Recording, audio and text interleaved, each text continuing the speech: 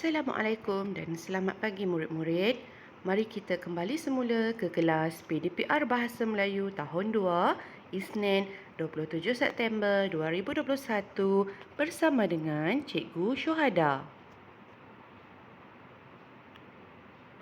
Baiklah murid-murid, pada hari ini kita akan menghabiskan 3 lagi tajuk unit 20 kesinambungan pada pembelajaran yang kita telah belajar pada minggu lepas. Arahan kepada semua murid untuk pembelajaran pada hari ini, sediakan buku teks jilid 2, buku tulis dan modul minggu 32. Murid juga diingatkan untuk mengisikan kehadiran di pautan Google Form dengan bantuan ibu bapa. Murid juga diminta untuk merujuk muka surat 52, 53 dan 54 untuk tajuk pembelajaran pada hari ini di dalam buku teks. Murid-murid, tajuk pertama kita pada hari ini ialah Sang Lembu dan Sang Kerbau. Murid diminta untuk merujuk muka surat 52. Mari membaca bersama-sama dengan cikgu dan fahami petikan cerita. Sang Lembu dan Sang Kerbau. Sang lembu melihat sang kerbau sedang menolong tuan mereka membajak sawah. Pada waktu tengah hari, sang lembu berbual dengan sang kerbau.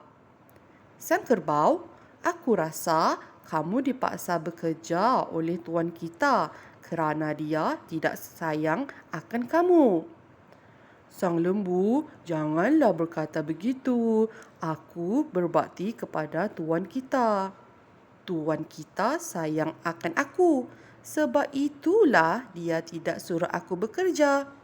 Oh, mungkin tuan kita mahu kamu berehat.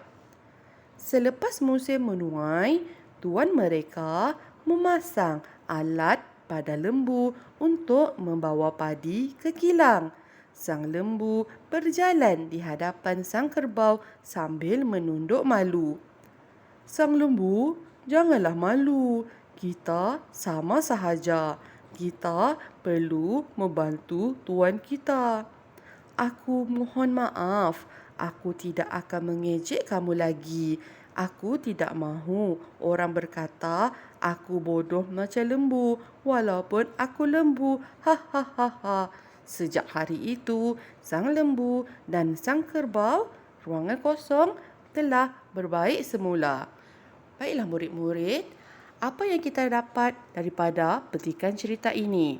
Dalam petikan cerita ini, terdapat dua watak, iaitu sang lembu dan sang kerbau. Pada permulaannya, sang lembu merasakan bahawa tuannya menyayanginya lebih kerana tidak diberikan kerja. Tetapi rupa-rupanya pekerjaan sang lembu dan sang kerbau adalah berbeza. Jadi, nilai murni pada cerita hari ini ialah kita tidak boleh untuk mengejek dan berprasangka buruk kepada orang lain. Setelah kita memahami petikan cerita antara sang lembu dan sang kerbau, murid-murid, mari kita menjawab latihan pertama bagi modul minggu 32.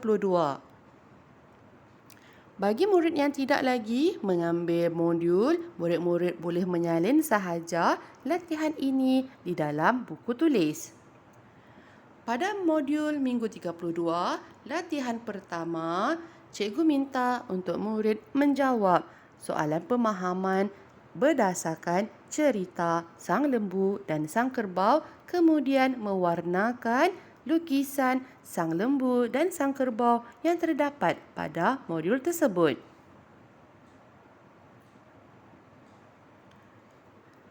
Mari kita beralih ke tajuk yang kedua, iaitu Pakcik Isa Penternak Ayam.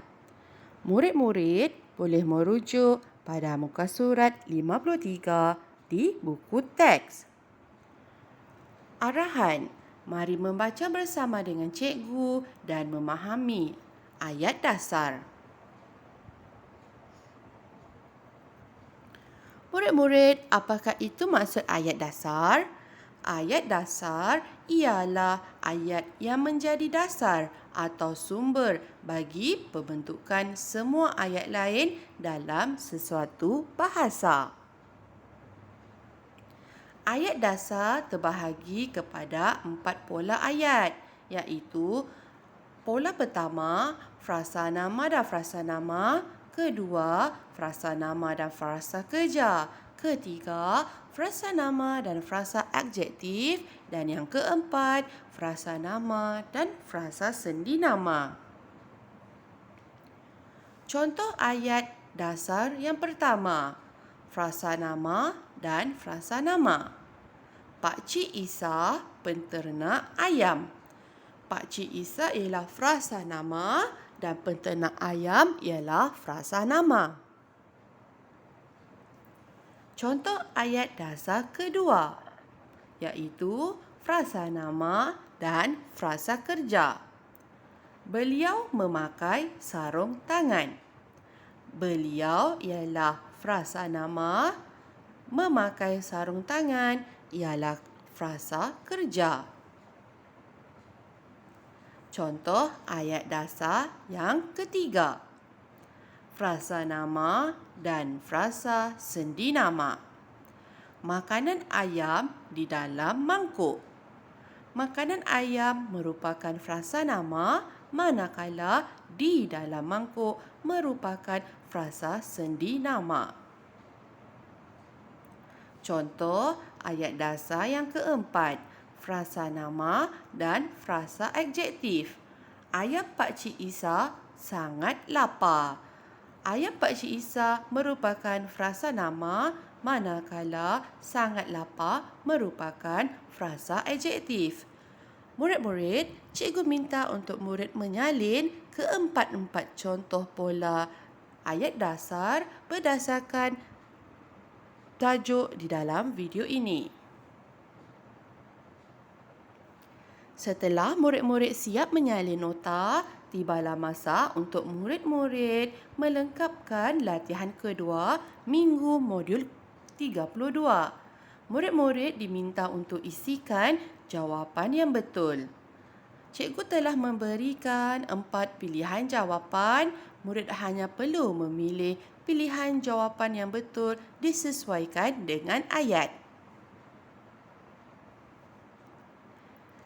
Akhirnya, kita beralih ke tajuk yang ketiga dan tajuk yang terakhir untuk unit ke-20 pada hari ini, iaitu ternakan puyuh. Murid-murid boleh merujuk pada muka surat 54 buku teks. Mari membaca bersama dengan cikgu dan memahami ayat tunggal. Encik Johari menghadiri seminar ternakan puyuh di Sarawak. Beliau mendirikan reban di hujung kampung. Beliau menjaga puyuhnya setiap hari. Julaihi ialah pembantu ayahnya pada waktu petang. Beliau memasang lampu di dalam reban. Puyuh Encik Johari semakin banyak di dalam reban. Encik Johari mengira puyuh setiap petang. Banyak telur puyuh di dalam reban. Julaihi mengutip telur puyuh setiap pagi. Encik Johari menjual daging puyuh di pasar. Nenek ruangan kosong. Baiklah murid-murid, petikan ini menceritakan mengenai bagaimana Encik Johari, iaitu ayah Julaihi, menceburi bidang ternakan burung puyuh. Di dalam petikan ini terdapat pelbagai ayat tunggal. Mari kita kenali apa itu ayat tunggal. Berikut merupakan maksud ayat tunggal. Contoh ayat tunggal yang pertama ialah harimau itu sedang baring. Murid-murid, ayat tunggal ialah ayat yang ringkas dan pendek sahaja. Ayat tunggal mempunyai satu subjek dan satu predikat. Subjek ialah bahagian ayat yang diterangkan. manakala predikat pula ialah bahagian ayat yang menerangkan tentang subjek. Contoh ayat tunggal yang kedua. Gajah itu sedang tidur. Gajah itu ialah subjek, manakala sedang tidur ialah predikat. Baiklah murid-murid, setelah murid memahami mengenai ayat tunggal, iaitu ayat yang ringkas mengandungi satu subjek dan satu predikat sahaja, tibalah masa untuk murid-murid menyiapkan latihan 3 di dalam modul, iaitu membina ayat.